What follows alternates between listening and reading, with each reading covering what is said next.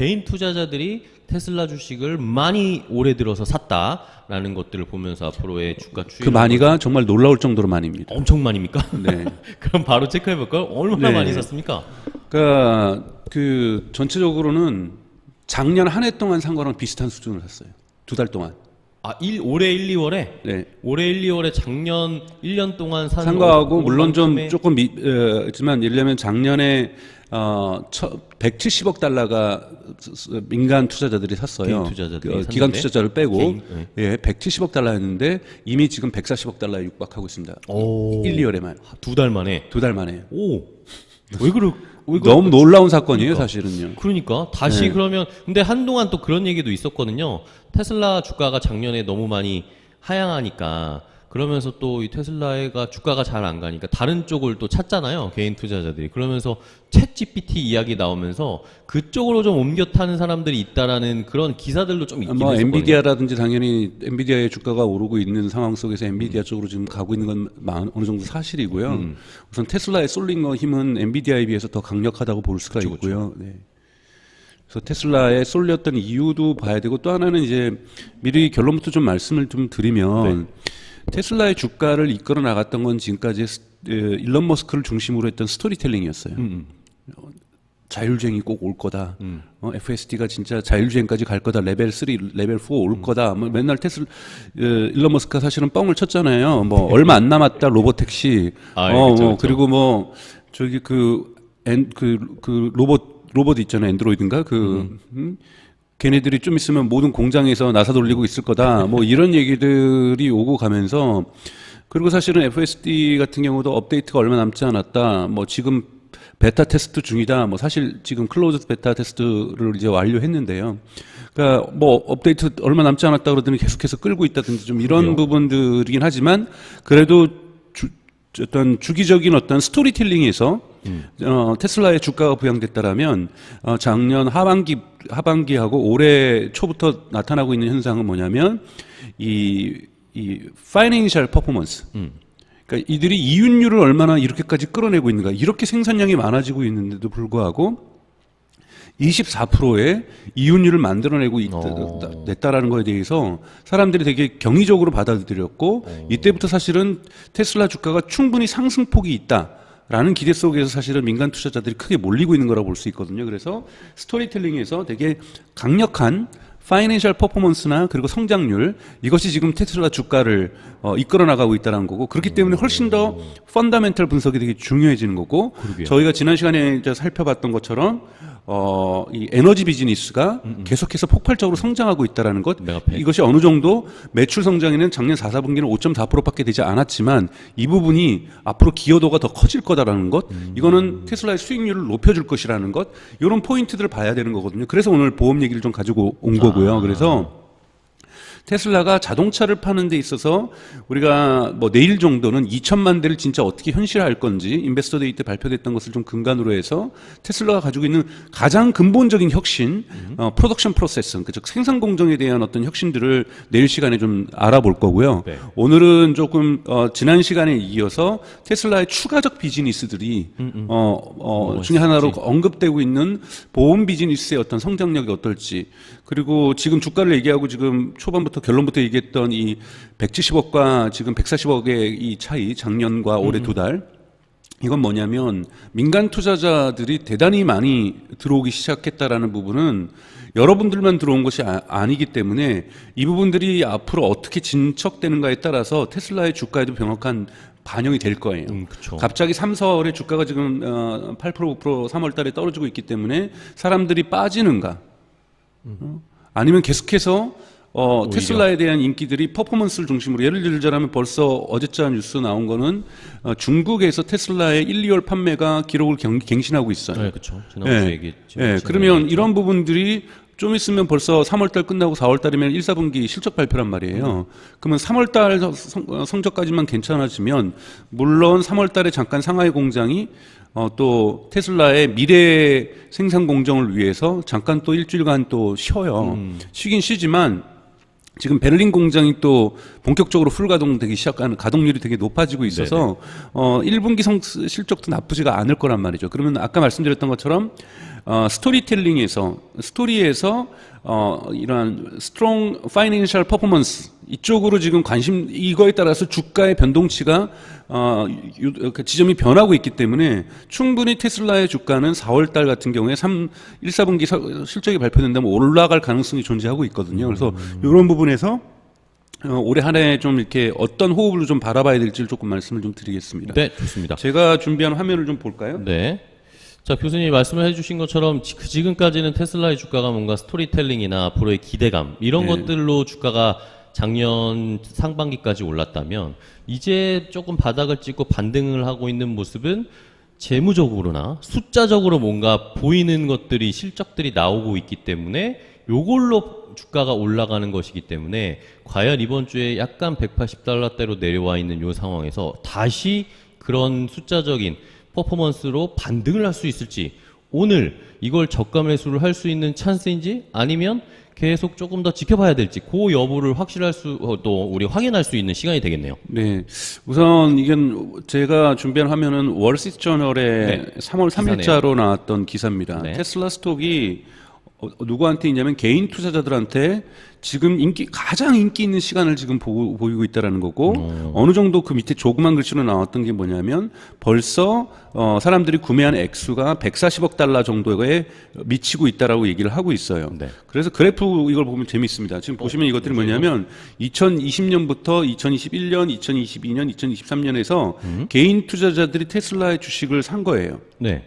그래서 보십시오. 지금 얼마나 급증하고 있는 거. 이거는 테슬라 역사상 가장 급상승하는 모습들을 그렇죠. 보여주고 있잖아요. 그래서 사실 때네요. 2023년이 시작되면서부터 사실은 이건 수직 상승하고 있다. 올해 들어서? 네. 그렇네요. 네네. 수직 상승하고 있다고 볼 수가 있죠. 그래서 이러한 부분도 대단히 놀라운 수치고 비교를 좀 해볼까요? 지금 맨 밑에 있는 것이 아마존이고 그 다음에 애플이고 그 다음에 QQQ하고 SPY는 이제 ETF니까 이건 좀 제외로 한다고 치면 지금 아마존이나 애플 주식 구매하는 요 비율에 비해서 테슬라의 주식 비율이 지금 거의 7배, 8배 정도가 많습니다. 격차가 크네요. 네, 격차가 대단히 크다라는 거고 테슬라 주식이 지금 상상을 초월하게 지금 사람들이 많이 구매하고 있다는 것은 올해 1월 1일부터 3월 초까지로 봤을 때 정말 저는 이런 현상 처음 보는 것 같아요. 네네. 네. 애플 주식이나 지금 그래도 탄탄한 애플 주식이나 아마존 주식은 4, 4분기 사실 실적이 좋았음에도 불구하고 좀 떨어지긴 했었지만 그러게요. 아마존과 애플에 비해서 테슬라의 이러한 이 폭이 이렇게 크다라는 것은 아마 우리나라 제가 여신 그 위원회에 들어가서 안 찾아봤는데 아마 테슬라가 당연히 1일 텐데 아마 격차가 한국 사람들도 클 거예요. 대단히 그러니까 전 세계적으로 개인 투자자들이 테슬라 주식 사는데 지금 엄청난 매수의 흐름들을 보여주고 있다. 이것이 사실은 주가를 부양하고 있는 힘이라고 보여질 수가 있거든요. 그래서 올해 들어서 왜 이렇게 사는 걸까요? 그거는 이제 워낙 그 100달러까지 내려갔을 때 흔히 말하는 저가 매수 시기라고 사람들이 여러분들만 그렇게 생각한 게 아니라 전 세계에 있는 사람들이 공통으로 생각을 한 겁니다. 왜냐하면 테슬라 같은 경우에는 실적이 계속 좋다는 소식들이 흘러나왔고 그러면서 지금 이제 빠졌던 것은 일론 머스크가 트위터를 인수하면서 특히 미국의 언론의 비호의적인 원래도 비호의적이었는데 더 비호의적인 언론의 어떤 반응들이 나오면서 일론 머스크하고 테슬라의 미래를 불투명하게 밝히면서 주가를 엄청나게 하락시켰잖아요. 그렇죠. 그래서 이건 분명히 반등될 거라는 기대감 속에서 많은 분들이 들어왔다라는 거예요. 그래서 당분간 이 주가가 계속 유지될지 아니면 상승으로 돌아설지 다시 하락 국면으로 갈지는 여러분들의 판단하셔야 될 되게 중요한 부분인데 그 중에서도 민간 투자자들이 정말 거대한 규모로 들어왔다라는 건 여러분들이 조심해서 보셔야 될 부분이라고 저는 생각이 듭니다. 그래서 마지막으로 이 엑셀 비교를 하면은 작년 같은 경우가 그러니까 1,700달러 조금 미만이었어요. 170억 달러, 170억 달러 미만이었는데 2022년도 사실은 대단한 거예요. 2020년, 2021년 테슬라 주가가 언제부터 여러분 뜁니까? 2019년부터 뛰잖아요. 2019년에 있어서 사람들이 큰 폭으로 올라가지고 2020년에 민간 투자자들이 테슬라의 주식을 많이 구매를 해서 사실 여기서 돈 버신 분들 많잖아요. 그렇죠. 근데 그 규모하고 지금 비교해 보십시오. 따따블 차이예요. 그러게요. 그러니까 이거는 테슬라의 역사상 가장 많은 민간 투자자들이 들어왔던 것이 2022년이었는데 2022년의 전체 기록을 올해 단 2달 만에 육박하고 있다라는 거예요. 야, 올해 그러면 진짜 우리나라에서 개인 투자자분들도 엄청나게 많이 사셨겠죠? 네. 그러니까 그렇기 때문에 지금 제 생각에 전국에 계신 한국 분들 중에서 테슬라 주식에 다시 관심 가지시는 분들이 대단히 숫자적으로도 좀 많아졌을 거라고 저는 생각이 들고 대단히 강도도 강할 거라고 생각이 들어요. 이 저가 매수에 대해서 안심 갖고 테슬라 소식에 눈 감을 수 있는 상황이 아니거든요. 이러한 민간 투자자들의 어떠한 부분에 대해서 기관 투자자들이 어떤 일을 할지에 대해서도 관심이 많으실 거고 그래서 여러분들이 할 수 있는 가장 큰 선택은 오테라를 계속해서 보시는 것밖에 없다. 왜냐하면 자연스러웠어요. 네, 왜냐하면 계속해서 테슬라 소식을 보셔야 되는 것이지 보셔야 또 매도의 시점이 올 수도 있는 거거든요. 네. 그래서 이런 그렇죠. 부분들은 관심 갖게 봐주셔야 되는 것이 이렇게 경쟁이 되게 치열해지고 있는 상황을 관심 갖게 보셔야 된다. 여기가 지금 제가 오늘 테슬라 주가가 사실은 상승했던 이유죠. 1, 2월에. 1, 2월에 그렇죠. 상승했던 개인들이 사서. 이유고 이것이 지금 3월달 데이터가 지금 안 나온 상태인데 3월달 데이터를 보면은 이것이 하향 추세로 분명히 갈 거예요. 하향 추세인데 그 진폭이 어떤지. 그러니까 추세가 여기서 확 떨어지는지 아니면 살짝 떨어지는가에 따라서 민간 투자자들이 계속해서 주가를 부양하게 될 가능성이 있다. 그래서 어느 정도의 그 커브가 다시 반등의 기세까지 계속해서 민간 투자자들이 매수를 계속 해낸다라면 테슬라의 주가가 떨어지는 것들은 어느 정도 저는 방어할 수 있을 거라고 저는 생각하고 있습니다. 좋습니다. 그래서요, 좀 결론적으로 말씀을 드리면 테슬라는 누가 얘기해도 사람들이 스토리 스톡이라고 얘기를 했었어요. 스토리 주식이라고. 스토리 주식이었는데 이제는 스토리 주식이라고 얘기하는 사람 미국에는 아무도 없어요. 그러니까 확실하게 파이낸셜 데이터에 의해서 그들이 갖고 있는 결국은 매출과 비용 그리고 비용을 어떻게 줄일 것인가, 매출을 어떻게 늘릴 것인가, 여기에서 테슬라가 하는 전략적인 선택들은 무엇인가, 여기를 둘러싸고 있는 다양한 매출 구조의 다변화 과정은 또 무엇인가, 또 지난 시간에도 저희가 얘기했던 리튬 공장 때문에 브라질에 있는 마이닝 기업을 리튬 마이닝 기업을 구매할 가능성도 높다라는 의미에서 이거는 전형적인 버티컬 인테그레이션이라고 얘기할 수 있고 수직 통합이죠. 이런 수직 통합을 정말로 테슬라가 하는가 이런 부분들 하나하나 뉴스를 보셔야 됩니다. 네네. 여기서 보지 말아야 될 뉴스가 뭐냐면 FSD는 그냥 구독자 늘리는 데 있어서 중요하다고 보는데 완전 자율주행을 가능하게 할 것이다. 옛날에 일론 머스크 그랬거든요. 샌프란시스코에서 저기 뉴욕까지 운전사들 아무도 안 타고 그냥 테슬라 차 한 서너 대 보낼 거다. 네. 그거 올해 안에 가장 큰 빅 이벤트가 될 거다. 그 개뿔 그런 거 이루어지지도 않았어요. 그래서 이런 스토리는 제가 보기에는 우리가 보통 정보에 있어서 노이즈하고 시그널이라고 얘기를 합니다. 신호와 잡음을 구별할 줄 알아야 되거든요.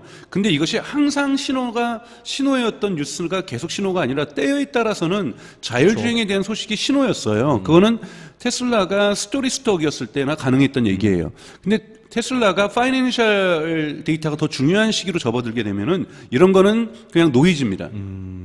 왜? 매출에 아무런 기여도 안 하거든요. 그쵸. 매출에 기여하는 건 FSD예요. FSD하고 테슬라가 일론 머스크가 얘기하는 완전 자율주행하고는 다른 얘기거든요.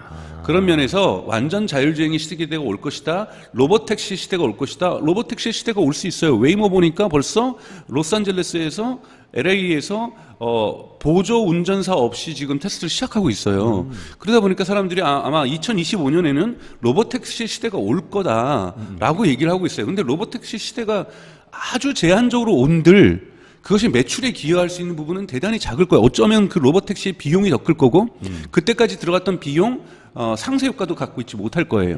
그렇기 때문에 자율주행이라든지 로봇택시는 당분간에 있어서 파이낸셜 데이터를 부정적으로 만들어낼 수 있는 노이즈라는 거고 지금 파이낸셜 데이터를 갖다가 좋게 만들 수 있는 시그널은 뭐냐면 비용 절감 효과예요. 그리고 얼마나 생산을 많이 하는가. 그러기 위해서 테슬라가 갖고 있는 무기들 가장 중요한 무기는 제가 프라이스 게릴라 전쟁이라고 얘기했던 이 프라이스 전쟁을 할 수 있는 가격 전쟁을 통해서 실제로 매출 기여도 올해 지금 가격을 대폭 하락했더니 지금 중국 같은 경우에서는 확실하게 매출이 증가했거든요. 그리고 미국 데이터들도 나오기 시작하고 있는데 미국에서도 매출이 증가하려고 하는 경향들을 보여주고 있는 거고요. 그런 면에서 그러한 데이터 중심으로 살펴봐야 된다. 그리고 지난번에 살펴봤던 에너지 쪽 비즈니스를 얼마나 또 메가텍. 키워나가는 건지 그리고 보험 가입자들이 얼마나 계속해서 늘어나는지도 살펴볼 중요한 뉴스 중에 하나라고 저는 생각합니다. 네. 자, 그러면은 저희가 또 이야기 나누는 중에 유튜브에서 개망태님이 그러면 혹시 다음 실적 발표는 언제쯤 되나요? 라고 물어보셨는데 4월 중순쯤 되겠죠. 1분기가 지나고 4월 중순 정도에 3월 말 4월 초에 아마 테슬라에서 그런 공시의 일정을 말을 해줄 겁니다. 그거는 확인되는 대로 저희가 알려드리겠고 참고적으로 말씀드리면 작년에는 1분기 실적 발표를 4월 20일에 했습니다. 네. 그러니까 뭐 그 근방이 올해도 네. 그 4월 중순 정도가 되겠죠. 실적 발표가 한국하고 미국하고 해서 대단히 중요한 건 뭐냐면 한국은 실적 발표하기 전에 이미 언론 보도가 대부분 다 나와요. 네. 그리고 정보가 다 이렇게 퍼집니다. 다 찌라시로 해가지고 다 해가지고 보통 실적 발표 전에 이제 주가가 선반영된다고 얘기를 하잖아요. 근데 미국 같은 경우에서 만약에 그렇게 될 경우에 뉴욕 증권거래소에서 큰일 나죠. 대단히 큰 벌금을 받습니다. 그래서 손해배상을 해야 될 정도의 큰 사건이기 때문에 실적 발표 전에는 사실상 거의 몰라요. 그래서 그렇기 때문에 그렇죠. 콜을 딱 해봐야 네. 까봐야 하는 거죠. 네, 그래서 까봐야 하는 거기 때문에 그때 이후에 주가가 반영이 됩니다. 근데 다양한 어떠한 실적에서의 시그널들은 저희가 오테라에서 충분하게 사전에 조금 정보를 드릴 수 있을 거예요. 4월 정도 되면 저희가 체크해드릴 거고 보통 또 미국의 이런 대형 기술 기업들의 실적은 미국에서 시장 장이 끝나고 발표를 합니다. 그렇죠? 네. 애프터마켓에서 실적을 발표하면서 그게 시간의 거래에서 주가가 또 바로 반영이 되면서 실적이 잘 나오고 뭔가 서프라이즈하면 주가가 시간의 거래에서 팍 튀어오르고 뭔가 어닝 쇼크나 실망스러우면 주가가 시간의 거래에서 푹 떨어지고 우리 이 표 하나 더 보고 가죠. 제가 하나 또 좋아요. 표 하나 더 준비해 온 게 있습니다. 이것이 예. 지난 1월 2일부터 해가지고 2월 말일까지 해가지고 주가가 상승했던 기업들 순위를 좀 뽑아봤어요. 제가. 엔비디아, 로쿠. 엔비디아는 이거는 챗GPT 효과입니다. 완전하게 왜냐하면 작년에 제가 어느 주식 방송에 나가가지고 엔비디아 2023년 전망은 먹구름이라고 얘기를 했거든요. 네.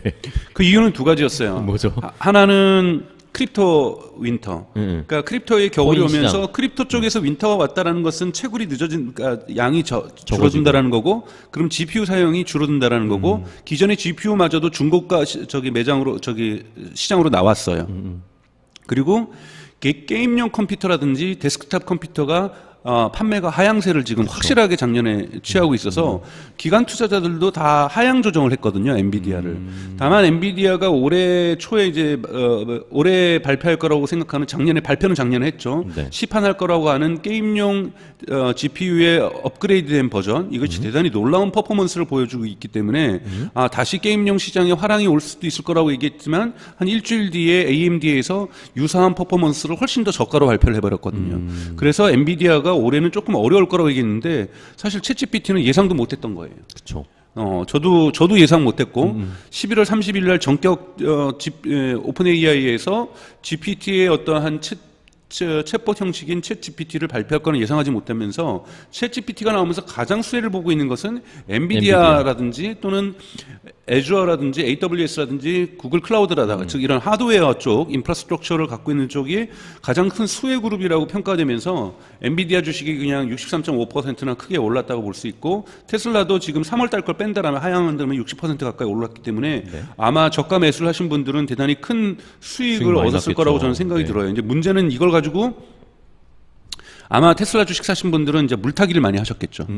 되게 비쌀 때 사셔가지고 손해를 많이 보셨기 때문에 물타기를 하셨을 거라고 저는 생각이 들고 만약에 순수하게 이때 들어오셔가지고 저가 매수를 하신 분들이라면 수익이 꽤 났죠. 수익이 꽤 났고 이거를 존버할지 조금 팔았다가 다시 살지 이런 살지. 것들은 고민하셔야 될 부분이라고 저는 생각이 듭니다. 네. 이런 거에 비해서 가장 안 좋은 기업이 이제 알파벳 같은 경우 오르긴 올랐어도 6%밖에 안 오르는. 마이크로소프트랑 알파벳이 6%밖에 네, 안 오르는 마이크로소프트도 상대적으로 생각보다는 많이 오르지 않았어요. 그래서 그러네요. 요 기업들이 이렇게 밑에 있다라는 전통적인 아마존도 한 13%, 애플도 16.2% 지금 사실은 올해 장이 좋거든요. 그러니까 그것에 비해서 심지어는 그러니까. DD 글로벌도 35%나 올랐고 중국의 핀도더도 17.3%나 올랐을 정도니까요. 그래서 이런 상황이었다라는 거 좀 보시면 좋을 것 같아서 한번 이 자료도 준비를 해봤습니다. 좋습니다. 자, 그렇다면은 뭐 제가 이 유튜브 저희 거를 체크를 하다가 시청자분께서 구독자분께서 질문을 주신 게 하나 있어가지고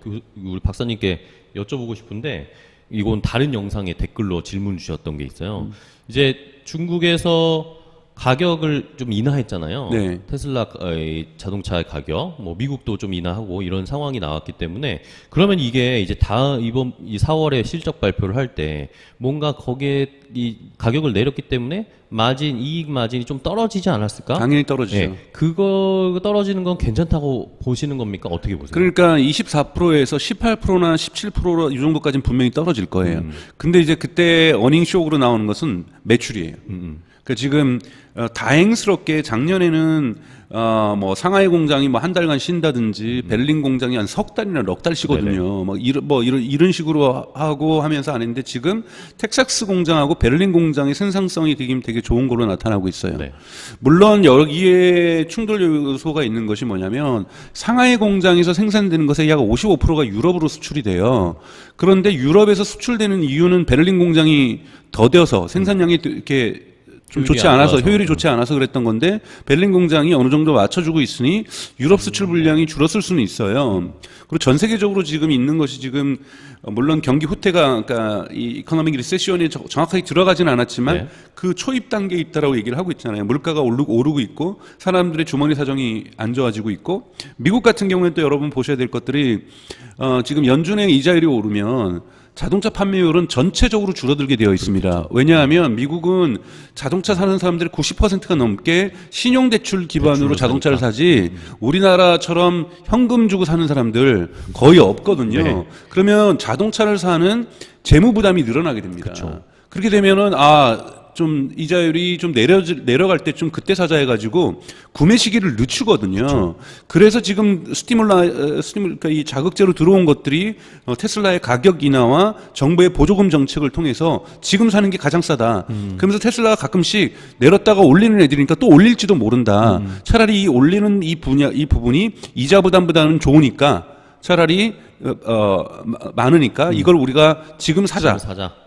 그래서 실제로 이번 1사분기 때 봐야 될 가장 큰 지표는 매출이에요. 매출. 그러니까 매출에 있어서 특히 딜리버리, 자동차를 얼마나 많이 딜리버리 했는가. 그래서 테슬라가 의도했던 가격 전쟁에 있어서 승리했는가. 즉 왜냐하면 다른 회사들 같은 경우 매출 증가폭이 그렇게 높지 않을 거거든요. 왜냐하면 똑같이 지금 어려운 상황 속에 있잖아요. 그러니까 그런 부분에서 시장 점유율을 높였는가. 왜냐하면 작년 하반기에 나중에 그 도표가 있는데 페드아웃 되고 있거든요. 그러니까 즉 경쟁이 심화되면서 시장 사이즈가 커지면서 테슬라의 미국 시장 점유율은 정체거나 조금씩 마이너스 경향성을 보여주고 있어요. 네. 만약에 그것이 반등된다라면 그건 대단히 좋은 시그널이라고 볼 수가 있는 거죠. 근데 이윤율은 4사분기 때 했던 2022년 4사분기에 했던 24%는 맞출 가능성 거의 없다라고 봅니다.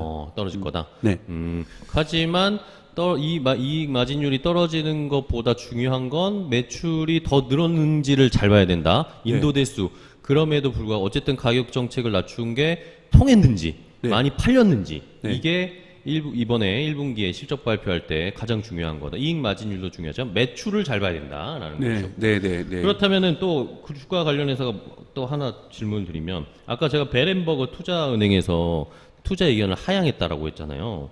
근데 얘네가 한 그 근거 이렇게 투자 의견을 매수해서 중립으로 낮춘 이유가 인베스터 데이를 보고 나서 차량 가격 인하가 결국에 이익 마진을 갉아먹을 것이다 라고 베렌버그가 이러면서 투자 의견을 낮췄답니다. 뭐 저는 동의하지 않는데 인베스터 데이는 너무 극단적으로 반응이 두 개로 갈렸어요. 하나는 실망한 그룹들. 왜냐하면 모델 2가 나올 거라고 생각을 했던 거예요. 그래서 테슬라가 치고 나가는 모델 2를 갖고 올 거라고 얘기를 했고 또 여기에 되게 긍정적으로 평가를 받은 사람들이 있어요. 그게 저 같은 사람인데 왜냐하면 저는 모델 2를 내놓는 건 자살행위였다고 저는 생각이 들어요. 이번에 보여주는. 네, 왜냐하면 지금 미국에서 가격 전쟁을 하고 있단 말이에요. 가격 전쟁을 해가지고 36,000달러로 지금 가격을 내렸단 말이죠. 최저로 모델 3를. 근데 거기다가 보조금까지 들어가면은 7,500달러 들어가면은 2만 달러 후반대에서 살 수 있어요. 그럼 여러분들 생각을 해보세요. 2만 달러 후반대에 지금 모델 3를 살 것이냐?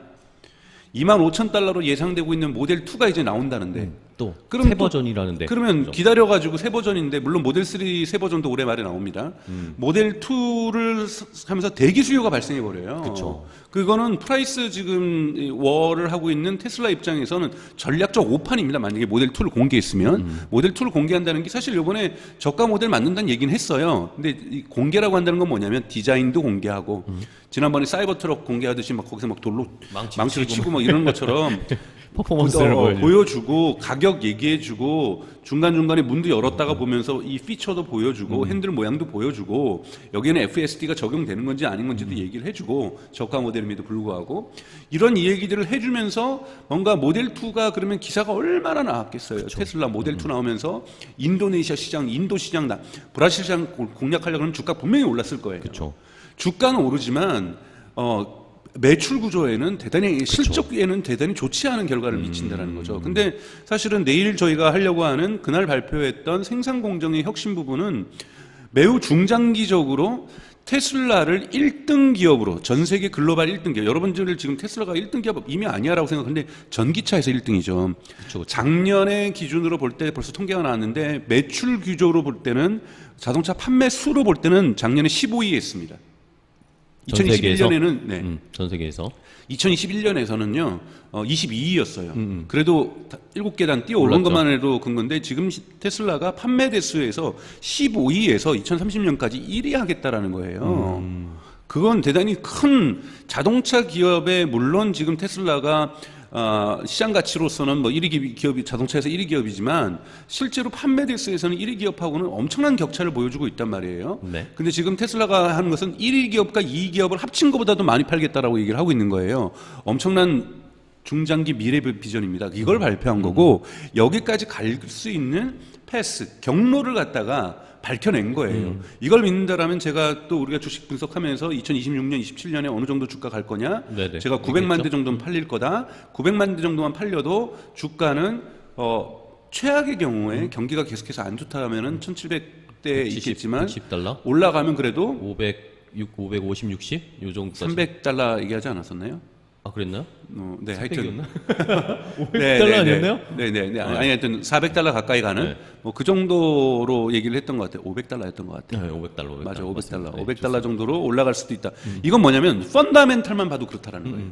펀다멘탈만 봐도. 그런 상황이니까 사람들이 지금 실망을 하다 보니까 지금 매도세가 있는 거예요. 특히 기관 투자자들 중심으로.